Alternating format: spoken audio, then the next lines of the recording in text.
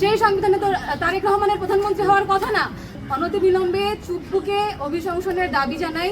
অনেক বিভিন্ন দলের নেতাকর্মীরাও তারা এখন সুশীল সাজে, তারা বলে আমরা মববাজি করতেছি, তারা মব চায় না, তারা এখন পুলিশ হত্যার বিচারের জন্য সামনে নিয়ে আসতে চায়। সেখানে মাননীয় স্বরাষ্ট্রমন্ত্রী তিনি একটা কথা বলছেন যে যদি পুলিশ হত্যার বা অন্যান্য ইয়ার কারণে যদি এখন মামলা দায়ের করা যায়, তাহলে রাজাকারদের হত্যা করার জন্য তো মুক্তিযোদ্ধাদের বিচার হওয়া উচিত, তাই না?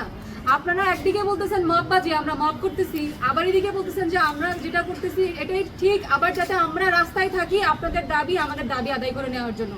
এত দ্বিচারিতা কেন আপনাদেরকে? আরেকটা বিষয় হচ্ছে যে রাষ্ট্রপতি, আমরা শুরু থেকে বলে আসছি এই সংবিধান আমরা বাতিল চাই, আমরা এই সংবিধান পরিবর্তন করতে চাই, আমরা পুলিশ সংস্কার করতে চাই, গণমাধ্যম সংস্কার করতে চাই, রাষ্ট্রপতিকে অপসারণ করতে চাই।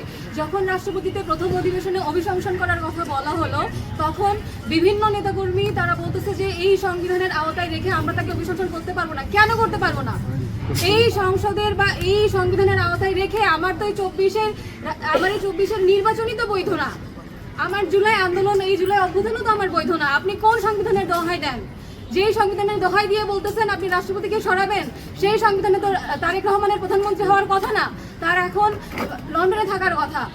অন্যান্য যারা এখন বাহিরে যারা এমপি হয়েছেন তাদের এখন গুম ঘরে থাকার কথা ছিল, আয়না ঘরে থাকার কথা ছিল। আপনারা কিসের দোহাই দেন? আমরা অনতিবিলম্বে চুপ্পুকে অভিশংসনের দাবি জানাই।